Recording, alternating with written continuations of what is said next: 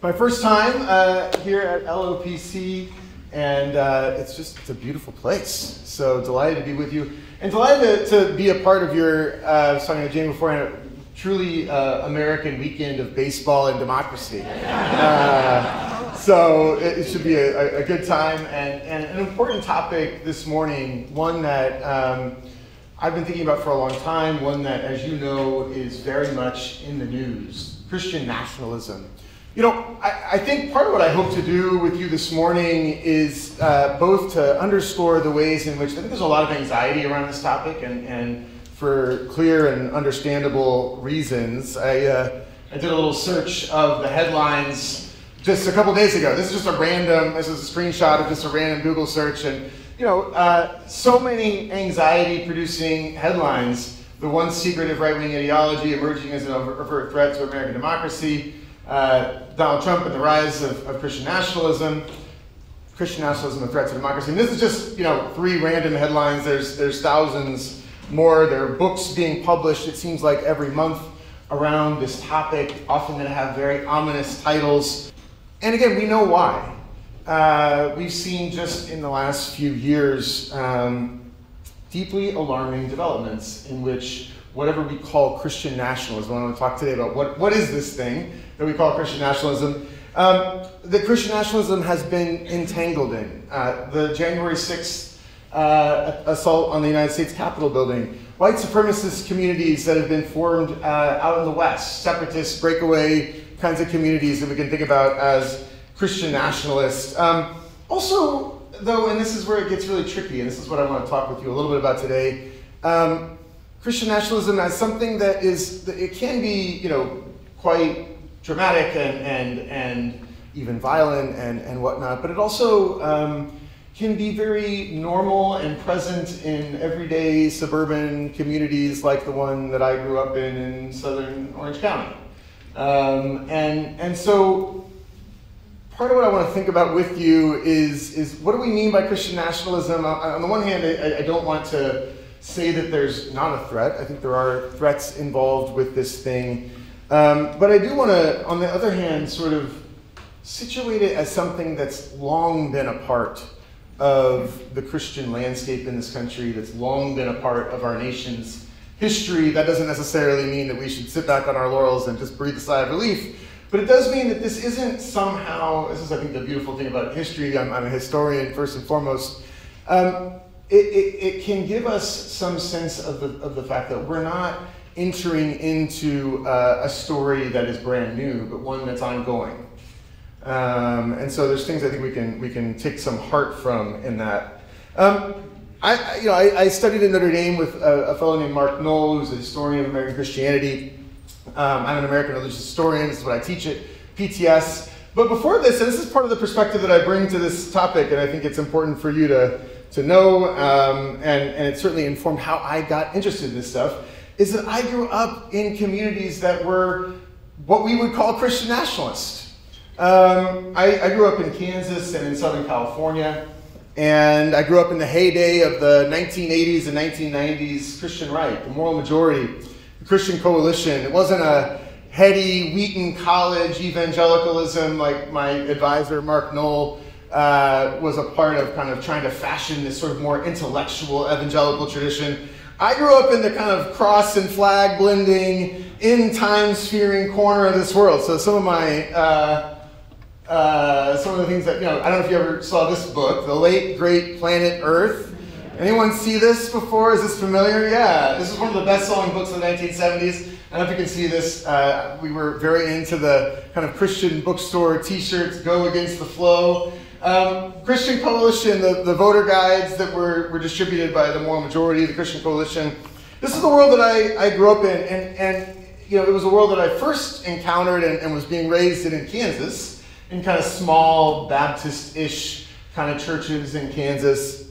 But then it was a world that I found sort of some continuity with when I moved when I was 10 years old to Southern California. I lived in Mission Viejo, California. I went to Saddleback Church through my middle school and high school years. And, you know, Saddleback wasn't Thomas Road Baptist Church in Lynchburg, Virginia. That was Jerry Falwell's church and one of the kind of seats of a kind of Christian nationalism. It wasn't that at all. It was laid back. It was casual. It was fun. But it was also a place where, like, this is where I say, you've got the kind of images of January 6th, and we can think about Christian nationalism and the flags that were there and everything. But there are also ways in which just kind of the common assumptions that were around, even when I was in Southern California, didn't in any way seem to kind of, there was a kind of, there could be a confusion of Christianity and the nation and of our faith and of the state, and there was a way in which, in the world that I grew up in, there were all kinds of assumptions about what your faith meant for your politics. Assumptions that I kind of came to wonder about when I got to college and studied theology and studied American history, and I became really interested, when I was studying in college and kind of getting perspective on a wider Christian world than the one that I had grown up in. How did this world that I grew up in Kansas and Southern California come to be?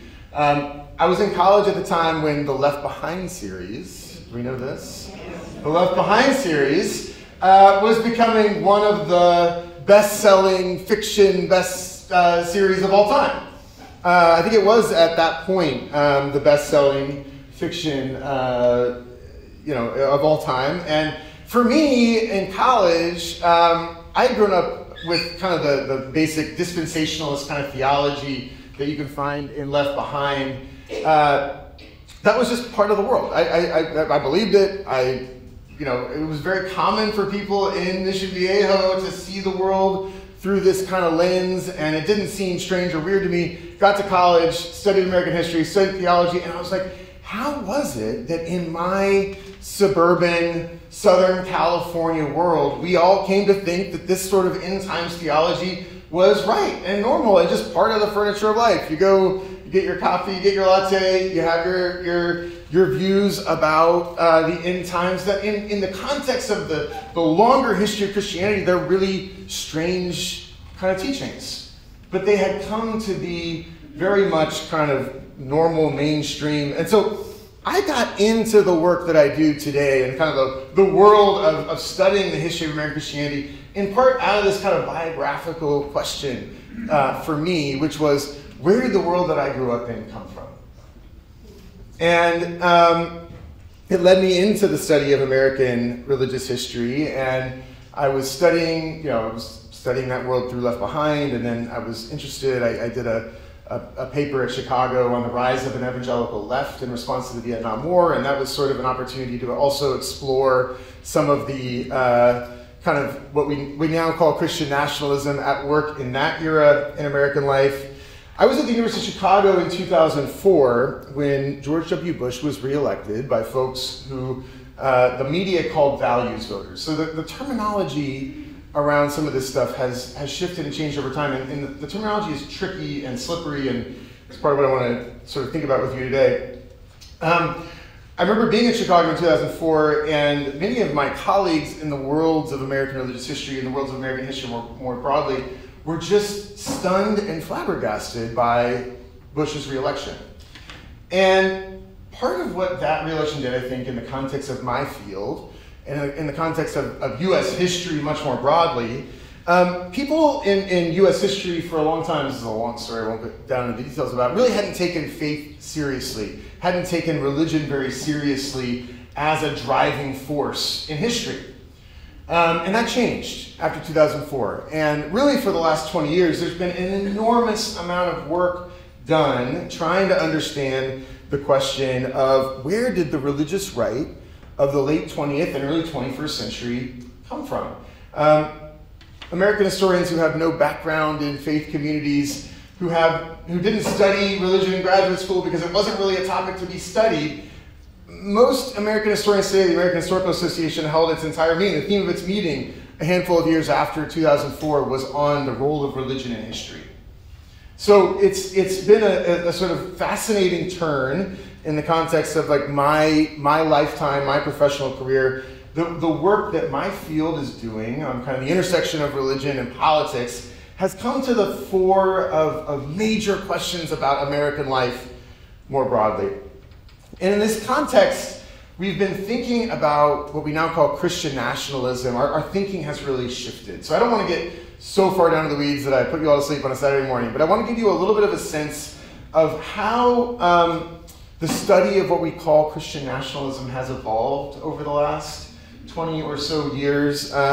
Think a little bit with you about what it is and what it isn't, and its relationship, and this is where I want to begin, to what we call American evangelicalism, which is another term that's often in the news and sometimes used interchangeably with Christian nationalism, sometimes not.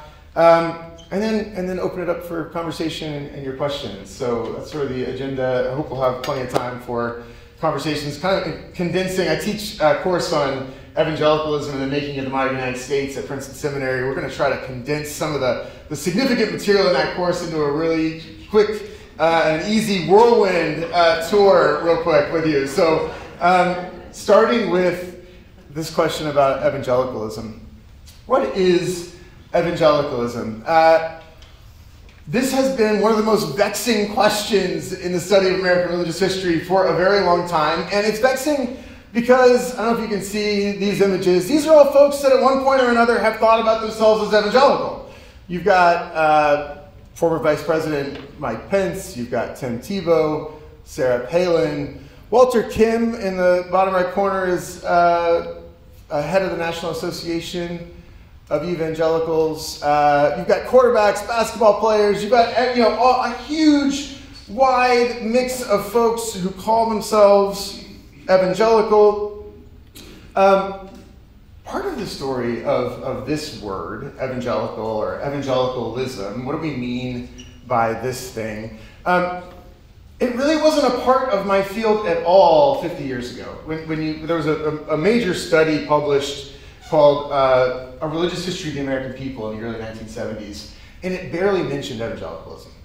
Okay, so part of the way that the study of American evangelicalism comes into the center of the field is because of the rise of the moral majority of the Christian coalition and the ways that in the 1980s and 90s, the emergence of these movements drew a lot of attention. And a generation of historians, including my advisor, Mark Knoll, tried to explain what is this movement and how does it relate to the longer story of American Christianity. One of these scholars was named David Bebbington, came up with this thing that sometimes you'll see cited in the journalism around Christian nationalism, around evangelicalism, called the Bebbington Quadrilateral. And this is a way that an earlier generation of historians tried to define evangelicalism as a kind of Christian tradition that had four basic features or dimensions: a particular regard for the Bible, biblicism, a focus on the cross, as opposed to the incarnation or other aspects of Jesus' life. There's a particular focus on the saving power of the cross,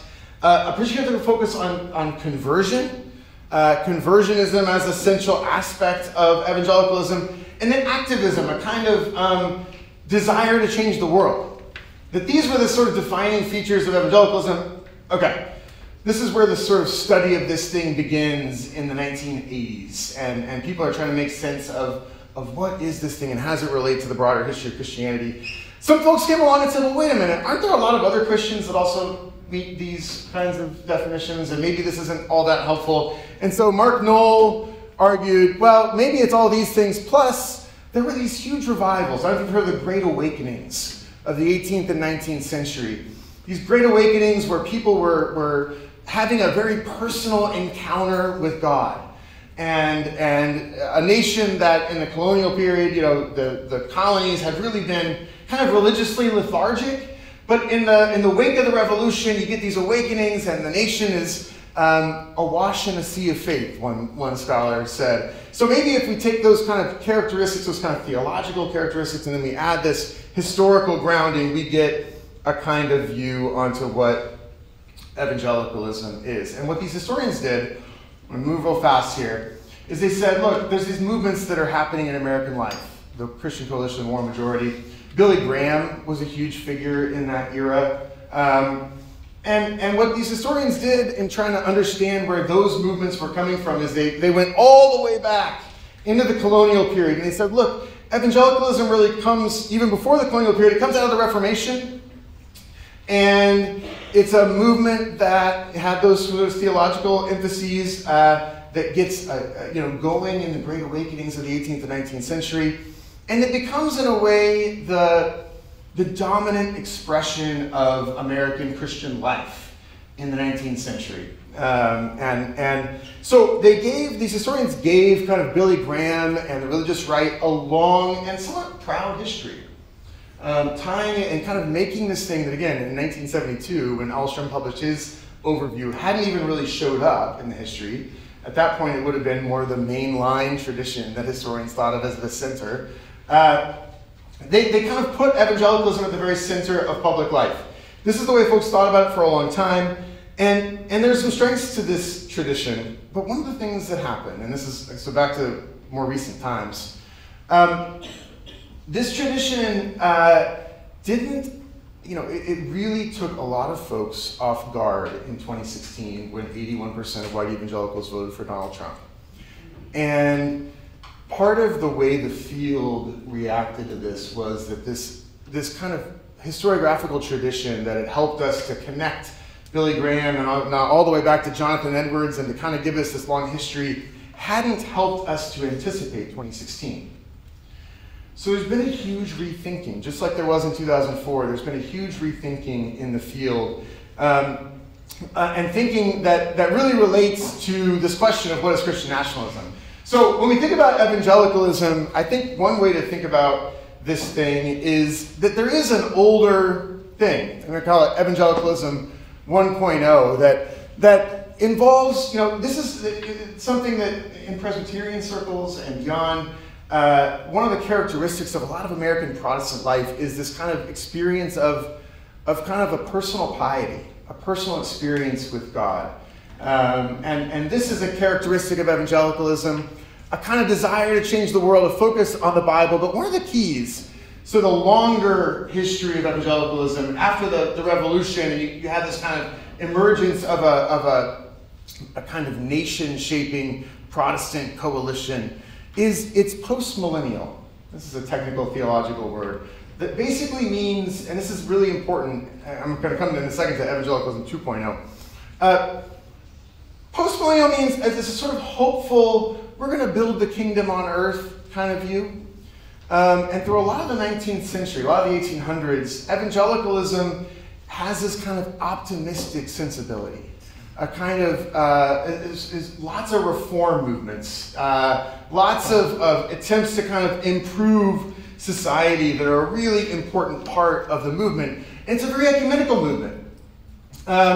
It's a movement that involves Presbyterians and Methodists and Baptists and the like. And there's a kind of sense of, we're going to find ways to partner together in the midst of difference. It was a movement that started off as a kind of insurgent movement on the edges of the established churches, but then over the course of time became more institutional and developed big ecumenical institutions. Part of what I think about evangelicalism 1.0, so this is a Presbyterian church, part of what sometimes folks call the mainline Protestant tradition. Evangelicalism 1.0 really became what we call the mainline today. So in some sense, the tradition that this church is a part of is part of this longer story in American life of traditions that really do emphasize kind of a faith of the heart, also wanting to impact the world. You can see this, Peter sent me some documents about your congregation. I think you can see some of the marks of this tradition here. Some hopefulness about our ability to kind of impact the world and change the world, a willingness to partner across denominational lines, right? And also a value on, and when I say bureaucratic, I don't necessarily mean that in a negative way, just a value on institutions, a value on accountability and whatnot. There's lots of what we might call Christian nationalism in this tradition. And I want to come back to that in a moment. But it's different. Evangelicalism 2.0.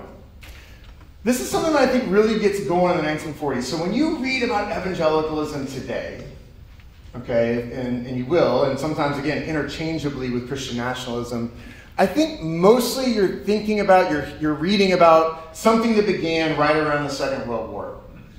And that was in many ways a breakaway movement from evangelicalism 1.0.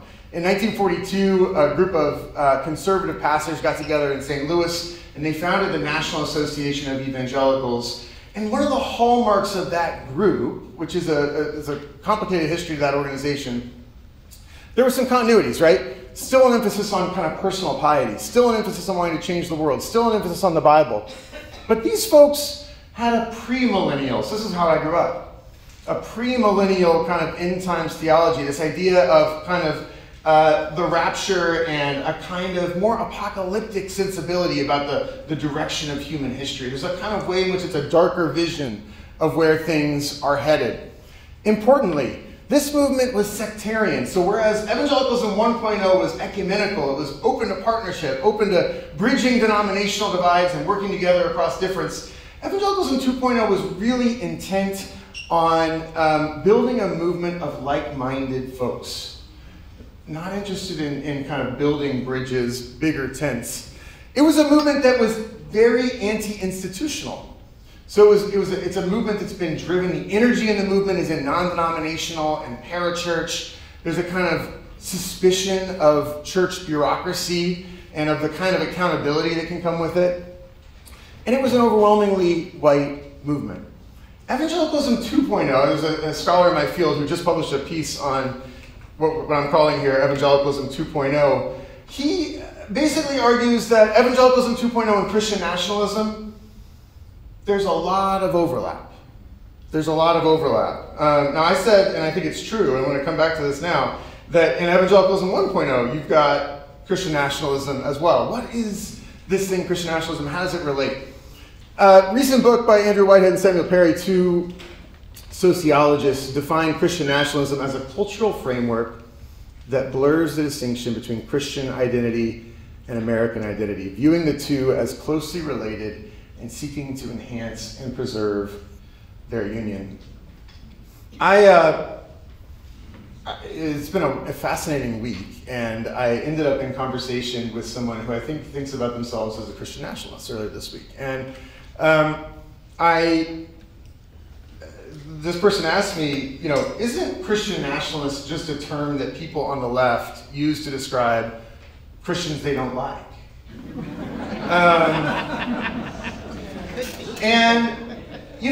There's something about that that's not maybe entirely wrong. And I want to come and think about this with you. But it's also not entirely right. I mean, there are some folks who are now proudly calling themselves, some folks who are kind of connected to this evangelicalism 2.0 tradition, or maybe a 3.0, I'll come back to that in just a second, who identify as Christian nationalists. Senator Josh Hawley has made a forceful case for himself as a Christian nationalist, having a kind of positive view of the United States as a Christian nation. There are people that self-identify with this term, but I do think it's actually a complicated term, and it can be complex. You can't see this chart very well, but it's from Pew, and the reason it's up here is the question is more than 4 in 10 Americans think the U.S. should be a Christian nation. What's interesting on this data, Black Protestants. So by the definition that I just gave you, the Whitehead-Perry definition, you know who's often really high on Christian nationalism? Black Protestants. It's why this is a tricky category. It's very tricky to define, and why the person I talked to isn't maybe entirely wrong, that the category can be a little bit slippery. So in this Pew study, 57% of Black Protestants said the founders of America originally intended for the U.S. to be a Christian nation. They were very low on saying it's now a Christian nation, 26%, but high, 65% of Black Protestants said the U.S. should be a Christian nation. What is Christian nationalism? It's a category that can be a little bit slippery, and it's partly slippery because, I know I went real fast, but it's because Christianity and nationalism have long been intertwined in American history.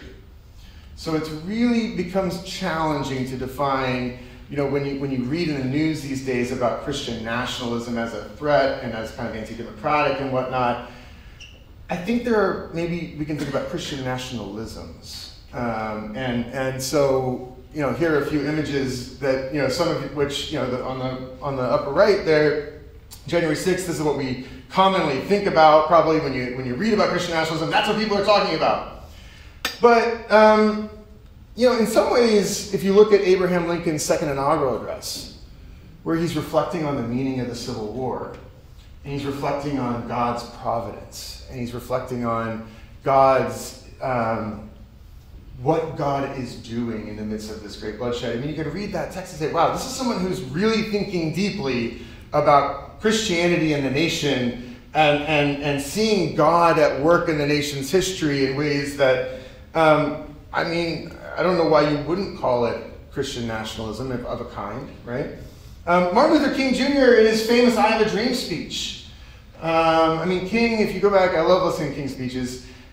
He's constantly moving between the biblical text and the national context, and making a case often to what was then an overwhelmingly Christian nation, that the Bible called the nation to be better and to be different right? And so Christianity and nationalism intermingling in a way in King's writings. I'm writing a book right now about the social gospel in American life. A lot of social gospel Protestants were folks who said, we want to Christianize the nation. They didn't mean what the folks who showed up at the Capitol on January 6th meant, but they meant that we want the love of Jesus to infuse this country, and for our countries to be an economic democracy and a social democracy, and that this is what Jesus would have wanted, right? It becomes really tricky. Barack Obama in his speeches often talked about the United States as an exceptional nation.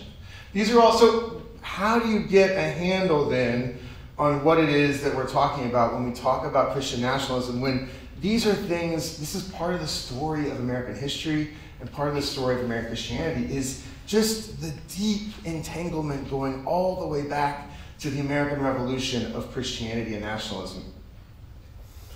That being said, I think it is possible to distinguish, and I think this is what we're trying to do when we write about Christian nationalism, between a kind of Christian nationalism that's pluralistic, inclusive, democratically, small d oriented, and a Christian nationalism that's exclusive, theocratic, authoritarian. Now, there are some folks who theologically would reject even the former. They would say, well, Christianity and the nation should be separate entirely. Don't bring faith into the public square. There's a kind of harder version of this, right? But I think this distinction between kind of, if we look at American history, if we look at the many different ways that Christianity and nationalism have sort of intersected and been entangled in American history, we can probably sort them out into more exclusive versus more inclusive kinds of visions. Part of the story of American Christianity more broadly, and this is when I say that evangelicalism 1.0, which is kind of in some sense the longer history of this church's tradition, it doesn't get to be off the hook for this stuff. Evangelicalism 1.0, right, the kind of what we now call the mainline tradition, the mainline Protestant tradition, this more ecumenical, more institutional accountability kind of tradition, was also a tradition that had no answer for slavery, right, that wasn't able to reckon with slavery. It was a tradition that often gave rise to anti-immigrant sensibilities. I mean, this is, it was a tradition that often didn't empower women and fueled kind of militant masculinities. It was a tradition that embraced a kind of American exceptionalism that sometimes didn't produce a kind of Christian love toward folks from other societies. So these characteristics that we associate with Christian nationalism, these are not new. They are part of the landscape. So when we think about, if you've been seeing all these headlines for Christian nationalism, it's coming, it's surging. I mean, it's true, and these are really long-standing currents in American life. If you study the era leading up to the Civil War, if you study the era after the Civil War, if you study the World War I period, the World War II period, you can find this stuff has long been there, and it moves between the evangelicalism 1.0 and evangelicalism 2.0. You can find it kind of across the board. Neither is the tendency to identify the church with the nation an entirely new thing. This is something that is a long-standing pattern in American life. So part of what I guess I want to say here up front is that, you know, Christian nationalism is something that we are reckoning with in our time and in a new way, but it's something that has much deeper roots in our own tradition, in the mainline tradition. It has deep roots in a kind of what we call evangelicalism 2.0, this sort of tradition that I grew up in around Saddleback Church. One of the things that I think, you know, we really are struggling with as a society, and I think, you know, coming to terms with this topic, one more note here, evangelicalism 3.0.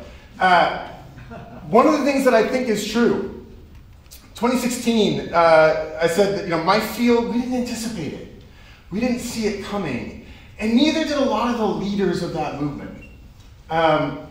You know, the leaders of Christianity Today, the leaders of the National Association of Evangelicalism, these are institutions that were in many ways the kind of mainstays of this tradition that emerged starting in the 1940s.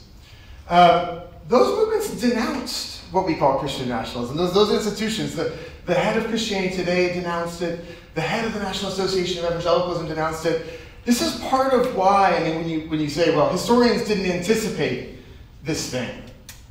Neither did the leaders of the organizations that had really been the kind of mainstays of this thing. They didn't anticipate it either. And one of the characteristics of all the evangelicalisms is a deeply populist kind of sort of sensibility. That you know, this is, as I said, that it's not a tradition that has embraced institutions, evangelicalism 2.0. It's a tradition that in many ways has gone its own way, and that's part of what happened in 2016. Let me see if I can get my... So when I talk about evangelicalism 3.0, I don't think we know what we're talking about yet, but this is a fascinating data point. In the wake of 2016, there's a growing number of Muslims that identify as evangelical or born again. And I think, you know, part of what this means to me is evangelicalism 2.0, which had deeply political kind of sensibilities and cultural grounding, did develop a kind of critique of Christian nationalism, even as many of my colleagues would say there's strong overlap between what we call Christian nationalism and evangelicalism 2.0. Evangelicalism 3.0 may be right now more of just a political identity. That folks across religious traditions, even non-Christian traditions, are identifying as evangelical or born again, and it may be that it's not so much about faith as it is about a kind of political orientation in American life today. One of the things, you know, when I talk to folks about this topic, about Christian nationalism, about where we're headed, about what we can do, there's been so much anxiety, so much, I mean, despair really, about where the country's going. I mean, Jane mentioned all these talks that I've done, all these kind of conversations that we've hosted at PTS and work that I've been doing more broadly. There's a lot of uncertainty right now.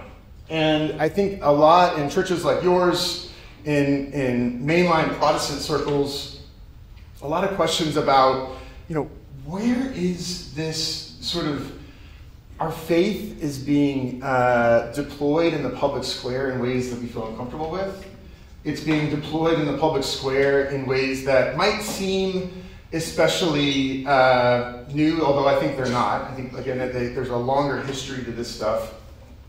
And increasingly, and this is where, you know, some of what I want to talk about this morning and what I want to think about with you all the rest of the weekend sort of intersects. There's real questions these days about, you know, Christian nationalism is surging. We have a huge crowd here that wants to think about it and wants to is probably, I'm guessing many of you bring worries and concerns and anxieties about it into this space.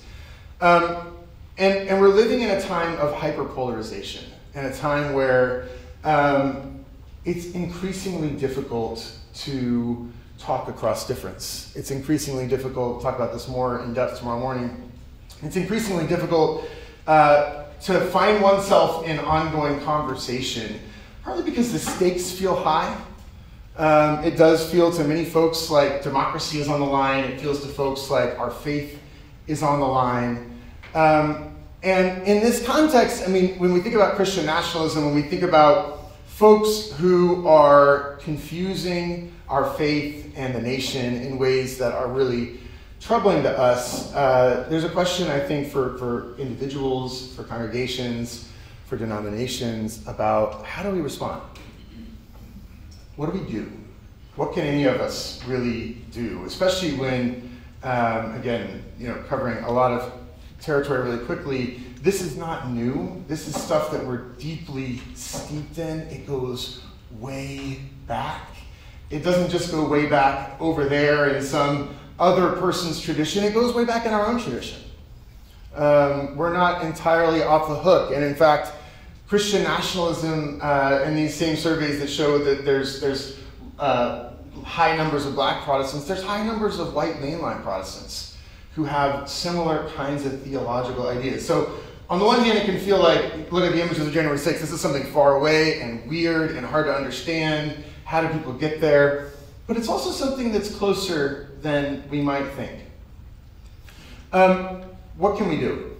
One of the things that I wonder about, and I would tee up for you as something for your consideration, is, sometimes when I read about this stuff, sometimes when I teach about this stuff, it can feel like Christian nationalism is this blob that is coming for us, that's a threatening, the book titles, the article titles, it feels like this thing is coming, it's threatening, and every headline, it's just sort of a foments a kind of anxiety about it. Sometimes though, and I'm interested in what you think, this is something I think about a lot at the seminary, and I'd love to think about it with you all. Sometimes a Christian nationalist, who is a Christian nationalist? Is someone who intertwines, faith in the country and faith in Jesus Christ and da-da-da. Sometimes a Christian nationalist is your neighbor, or your family member, or the person, your coworker, it's someone you know. And part of what, I think when I think about this stuff in spaces that are not predominantly Christian nationalists in their orientation, like this one, my encouragement to you is not to give up on the hope of transformation, not to give up on the possibility of transformation. And we're living in a moment where lots of people are giving up on, I think, the possibility of persuasion. This talk that I did last year at PTS, and for good reason, we're giving up on it. We're living in social media environments. We're living in a kind of national environment where it feels like people have dug in, people have made up their minds, and there's no changing them. But I know that's not the case. There are still more minds that are open and persuadable than the media that we live in would want you to think, than maybe even in our own lives we sometimes feel when we talk to folks who disagree with us. I think when we think about what can any one of us do, I'm interested to think about what a congregation can do. I think it's really important in a time when Christian nationalism is surging. Think about this for PTS, I think about it for a church like yours. It's important to cast a kind of alternative witness, right, for what Christianity can mean and can do in the public square, right? It can be a kind of pluralistic, democracy-strengthening force. And so a congregation like this one can play a really important role, I think, in offering an alternative witness that might seem strange to some of your neighbors here in the Bay Area who have come to think, well, Christianity in the public square is Christian nationalism. That's what it is, right? And that's one of the worries that we could have as people, as Christians in this moment, is that our faith is becoming identified publicly with this particular thing. But also in our own individual lives. I think one of the things we can do, and that I have seen bear fruit, even in these deeply divided times, is we can love people when we think they're wrong. And I know this works because it worked for me. I started this by saying, I really grew up in deeply Christian nationalist worlds, so much so that I really had never encountered a serious alternative. And it was, for me, going to college and meeting Christians who were formed in entirely different worlds of faith, who were my friends. And they weren't my friends in order to change my mind. But because of our friendship, I did change my mind over the course of time. I didn't change it easily. I argued with them, and we went round and round. But I did change my mind. And at the seminary these days, we have lots of folks. Many of our students have grown up in Christian nationalist worlds. And along the way, people have stories about that professor that they met at Wheaton College or Azusa Pacific or whatever that engaged with them seriously, knowing that they were wrong and that it made a difference in their life. Part of what I think, when we think about Christian nationalism, when we think about the kind of large force that it is in our public life these days, it can feel like we've got to tackle it all at once and figure out what is the answer to kind of put a final end to this thing. But I think for many of us, again, for your congregation, you can think about what are alternative witnesses that you can cast in the Bay Area and offer a kind of alternative vision for what it means to be faithful in the public square. But for many of us as individuals, and it's not work for everybody, I want to say this, that some of us have painful experiences, some of us have felt endangered in spaces, some of us are not interested or good at this work. But I do think churches like this one, honestly, if Christian nationalism is going to be addressed in the United States of America, where it has such deep roots, it's partly going to run through personal relationships, honestly. I think there's not another way in this world in which we're living where it's so easy to caricature, it's so easy to dismiss, it's so easy to cut ourselves off, and we can feel like there's good reason to do that. There's good reason to cut ourselves off, there's good reason to stop that conversation because they are deeply wrong in ways that are harmful. And I think that if you really hope for a better church and a better world, and if you really want to do this work, that part of what it means for many of us as individuals is finding ways to hang together, because there's no better break on a kind of caricature than a personal relationship. And I think this personal work that many of us don't necessarily want to do, it's high stakes work for church and world alike. And it's work that, again, is increasingly difficult to do for reasons I'm going to talk about more tomorrow morning. It's really hard work to do. Some of us might say, well, I don't even know anybody who really thinks this way anymore. They're not in my world anymore, right?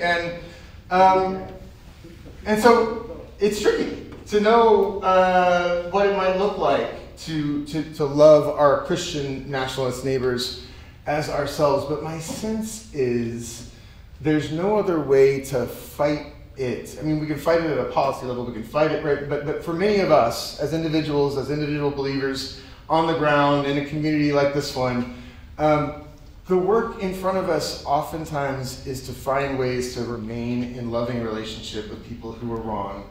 Oftentimes people who, they are steeped in this stuff because it goes way back. It is not, I don't want to say, it's not that people don't bear responsibility, but this is stuff that is so deep in the water in our national life and in our churches.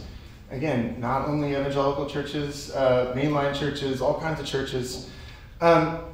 It goes so deep in the water that it's not hard to understand where it comes from. The thing that you can bring, that we as individuals can bring, is if you can find a way to hang in those conversations, you can really trouble people's stereotypes and caricatures, which is a lot of how these movements grow, honestly, is through caricature and through stereotype and through saying, well, nobody who basically, that people aren't real Christians. Yeah, this is what it means to be a real Christian, is to be a Christian nationalist, right? There's the woman that I spoke with earlier this week. I think that's her sensibility. We had a 2-hour-long conversation where I think for her, she had never met anyone who thought about things the way I did. And so I want to open up the possibility that, I think this is a deeply Christian hope, that's where I want to end and open up to conversation. Encourage you to not give up on a kind of deeply Christian hope in the possibility of transformation, a hope that begins, I think, a grace that begins, where grace usually begins, with an acknowledgement that God isn't done with me yet. God's not done with us yet.